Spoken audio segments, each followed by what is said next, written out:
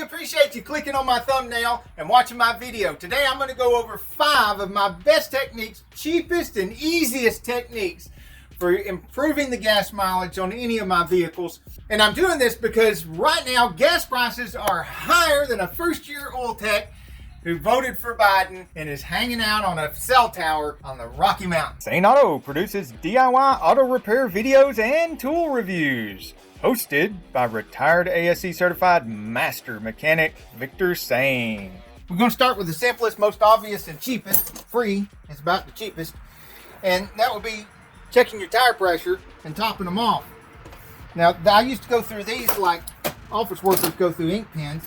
Now I'm going to get me some of these new fancier ones and start using these. They got the digital readout. I'm usually opposed to something that uses batteries, but you know, I got to get with the times, and we'll see just how long these last. If they give me some trouble, I'll go back to using these. I put a link to everything I use in the description of these videos, so you can find what I'm using too.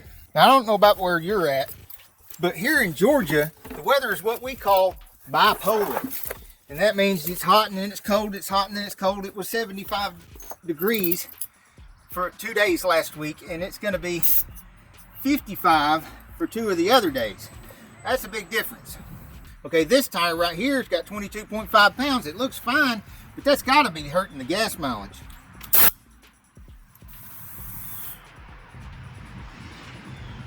One of the reasons I'm switching to these is, as you can see, it's got a little clip here that holds that on there. Because I got 2 ruptured discs.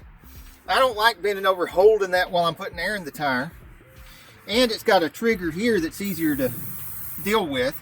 And this display is much bigger, and I don't have to use my reading glasses to see that.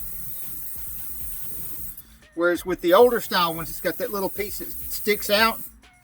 And that's really tiny numbers and really hard to read.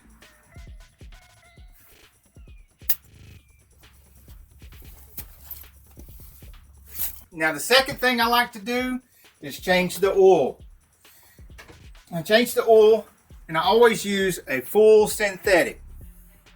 Because a full synthetic is going to give you the best performance dramatically over regular oil, and certainly over a synthetic blend. You don't know how much synthetic they put in a synthetic blend. They're not required to tell you. It could be 10%, it could be 90%, it could be 50%, it could be 0.5% synthetic oil in that synthetic oil blend. Nobody knows.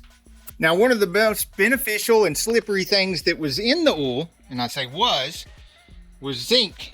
It's got a longer name that I can't pronounce, but I just call it zinc. And you can buy a Rizlone zinc treatment, not just any Rizlone engine, but one that's a zinc treatment. Now, I'll put a link in the description so you don't get confused. But don't go buying this and put it in your engine till you hear me out. This is an older Corvette. This is an older V12 Jaguar hidden under here. If you've got a newer Mustang, and especially if you've got a newer hybrid, then do not use this. Why? Because the catalytic converters. This can ruin catalytic converters. How? Well, a little bit of your engine oil, the more miles you have on the engine, gets past the engine rings and gets burned with the air-fuel mixture and goes down through the tailpipe, through the catalytic converter. So what was happening is a lot of engines, especially newer engines, especially the 2010 Prius, had a problem with the cheaper engine rings were put in there. Instead of our Congress people in their infinite wisdom deciding to come up with some kind of rule or law that says that you have to go back to putting better engine rings in the engines to prevent the engine oil and the zinc from getting into the combustion chamber, their solution was telling the oil companies that they had to stop putting a lot of zinc in the oil so that the zinc wouldn't get in the combustion chambers, so that it wouldn't go through the catalytic converters. I didn't even know this was going on until a bunch of cars started showing up, mostly older cars, with lobes wore off the cams. And then I started doing some research and found out that they had decided to force the oil companies to not put zinc in the oil, and it was eating up the cams. So I wonder how much pollution that caused. from engines running around with eat up cams. But hey, you know, we could talk about this all day in the comments below. What the result was that now, unless you buy off-road oil, you got hardly any zinc in your oil, and the zinc needs to go back in there. But you can't do that if you've got engine oil going past your rings and getting in the catalytic converter. Also note that if you're thinking about using this, catalytic converters on those Priuses, they will not run right without the catalytic converter. You can't just eliminate the catalytic converter and expect the car to be able to run. It's not going to happen. So you have to preserve the catalytic converter on those cars, and they are prohibitively expensive. So again, do not use this on cars that have catalytic converters. Now, before we get to the really good stuff that costs you no money at all, I also want to say, change your transmission fluid. I don't listen to all those people that say, oh, if you change your transmission fluid, it might ruin the transmission. Well, I built transmissions for over 25 years. I've yet to see anything inside an automatic transmission that new fluid is going to ruin. Now, changing your transmission fluid wrong, putting the filter in there wrong, putting the wrong transmission fluid in there, yeah, could ruin your transmission. If you don't know what you're doing and you think you're going to ruin your transmission by putting the wrong fluid in, the wrong amount of fluid in, the wrong filter in, put the filter in there wrong, you don't think you can get the pan back on there without creating a leak, then I completely understand that you don't want to touch your transmission.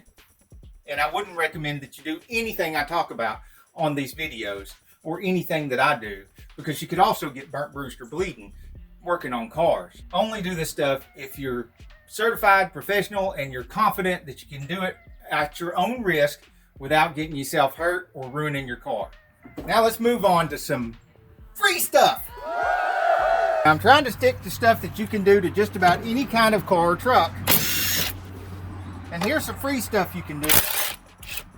It just requires a little bit of time and effort and risk, of course. And that is, number one, cleaning the air filter.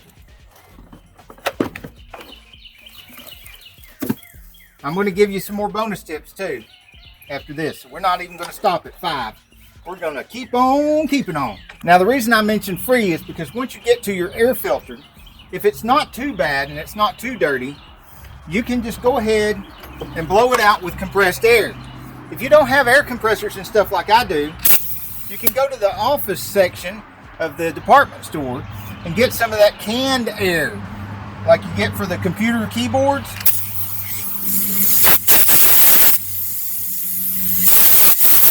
Now, whether you suck or blow is your choice, but either get a shop vac and vac this stuff out or blow it out with the compressed air, and be of mind it's going to get right in your face, or take a rag or something and wipe it out real good.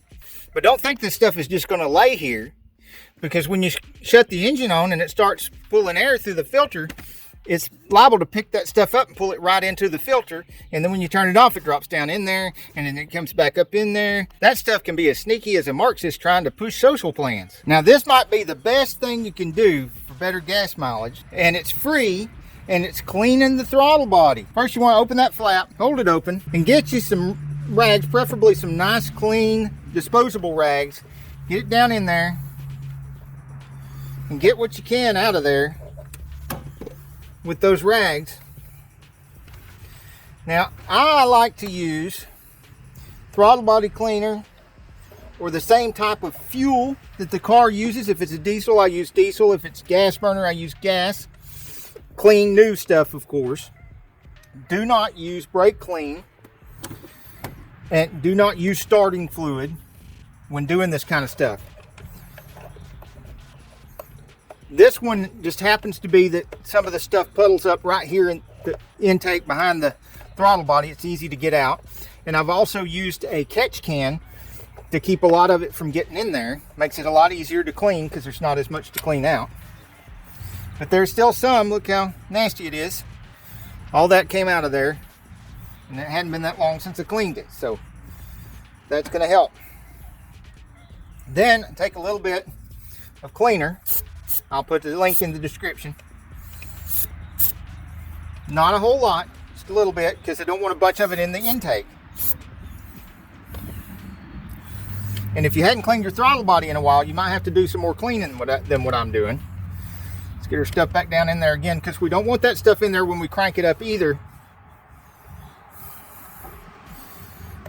because we want the correct fuel ratio.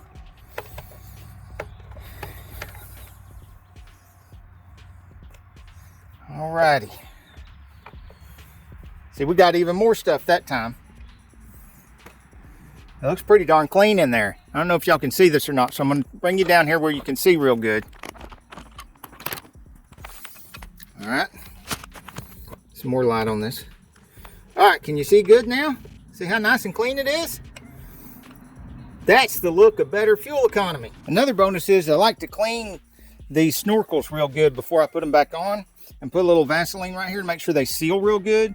If you get the least bit of leak in here, it's going to mess up your air-fuel ratio, and that's going to hurt gas mileage. I know I went over more than 5 things, but I want to give you as much value as possible because I really appreciate you watching my videos. Thank you for hanging out. If you're still here in the video, that means you are awesome. And on the next video, I'm going to be changing to LED headlights. Till that video, I'd like to wish you all. And if you like this one, we got lots of other Corvette repair videos in our Corvette repair playlist. Hey, if you like this video, we got a whole lot more. We got tool reviews, we've got repair videos, we've got show car videos, hot rods, mod rods, you name it. If it's got wheels on it and an engine, it's probably on this channel. So subscribe, like, and binge watch Saneauto. Binge watch Saneauto.